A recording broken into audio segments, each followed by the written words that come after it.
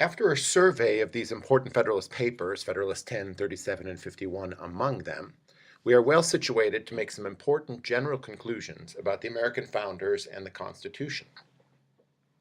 The founders were very well educated about the problems that had undermined Republican governments in the past.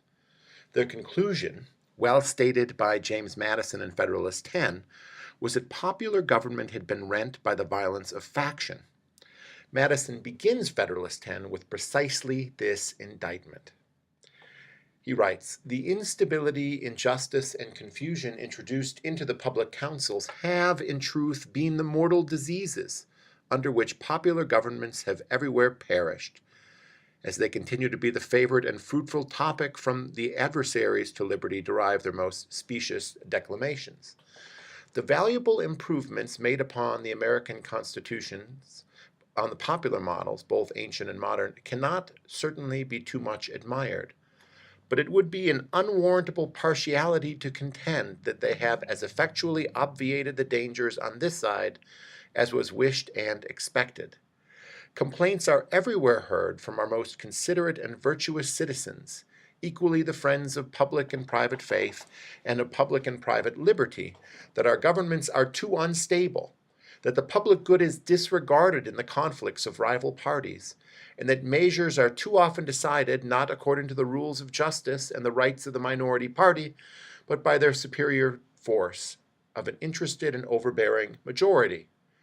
However anxiously we may wish that these complaints had no foundation, the evidence of known facts will not permit us to deny that they are in some degree true.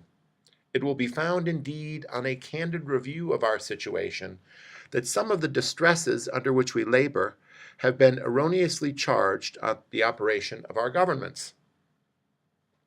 The full extent of the problem can be appreciated only when we remember that the problems associated with the state constitutions. Those Republican experiments designed during the American Revolution were dominated by legislators, and the legislatures were kept in great dependence on the people through their large number and short terms. A survey of those state constitutions revealed that most of the legislatures had only one-year terms, or at most two-year terms. Their number was prodigious in some states, ranging well over 400 representatives. What is more, those state governments had very weak executives. The executives were often chosen by the legislatures, served with a committee of the legislature, were not re-eligible for office, served short 1- or 2-year terms, and did not have constitutional powers such as the veto to check the legislatures. Under these circumstances, it should come as no surprise that legislatures dominated the state governments.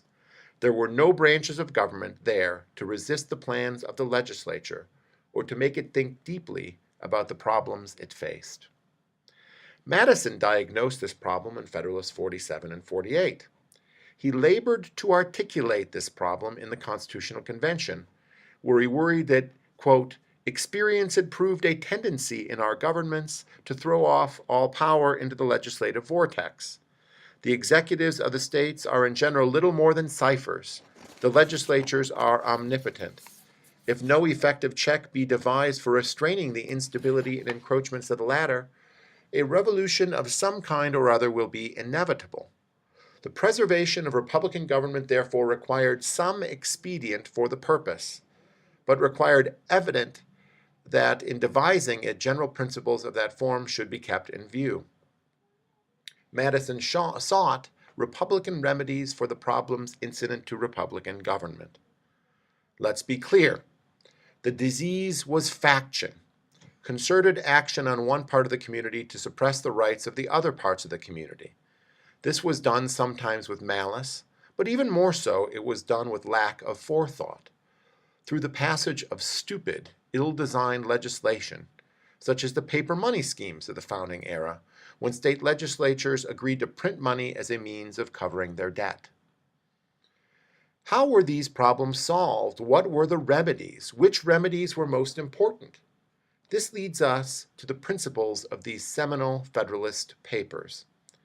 I would submit that the founders offer 3 remedies of decreasing importance. The most important remedy, the one that prompts Madison to talk about Republican remedies to begin with, is the extended republic that takes in a plethora of interests, ideas, and opinions. Here the thought is simple. The more interests and opinions in a society, the most difficult it will be for any one interest or opinion to dominate that society. Let us use the example Madison gives from Federalist 51. He asks there, what protects religious liberty? If everyone is of one sect, one can be sure that the laws that govern society will reflect that sect's view on things. Religious diversity protects religious liberty, and the bigger the country, the more likely we are to take in religious diversity. Again, Madison writes as follows. Whilst all authority will be derived from and dependent on the society itself will be broken into so many parts, interests, and classes of citizens that the rights of individuals or of the minority will be in little danger from interested combinations of the majority. In a free government, the security for civil rights must be the same as that for religious rights. It consists, in the one case, in the multiplicity of interests, in the other, in the multiplicity of sects. The degree of security in both cases will depend on the number of interests and sects.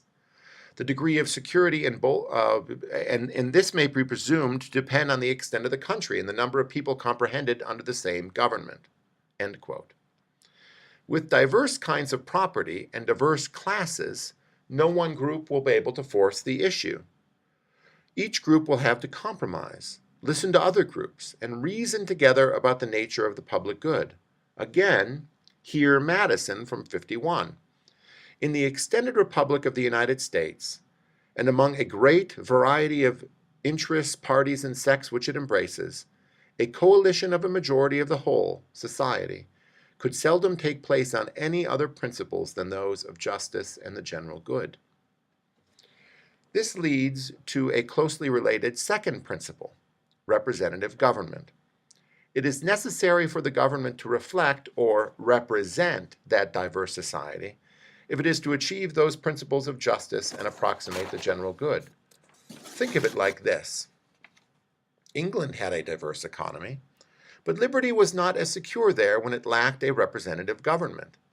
Monarchs do not have to reflect that diverse society, but representative governments generally do. So a society that is diverse economically and with many ideas, and that has a representative government, will go a long way towards securing liberty and protecting rights. This America had achieved for the most part when it threw off the British monarchy and established a nascent national government. It needed a more effective national government that extended its powers throughout the extended republic, of course, but the extended republic was the primary way that liberty is protected in the modern world. This is what Madison writes in Federalist 51. A dependence on the people is, no doubt, the primary control on the government, but experience has taught mankind the necessity of auxiliary precautions. End quote. A government dependent on the people and reflecting a diverse population will protect and control government. All other means of protecting individual liberty are considered auxiliary or of secondary importance. This means that the separation of powers, the topic that prompts Madison to discuss primary and auxiliary precautions to begin with, is an auxiliary precaution. It may help at the margins or something like that. This brings me to the third way in which liberty is protected in the American context, the separation of powers. The American Republic is particularly vulnerable to certain instability associated with a lack of due deliberation about the long-term effects of legislation. Of course, we cannot know, and we cannot always know who knows.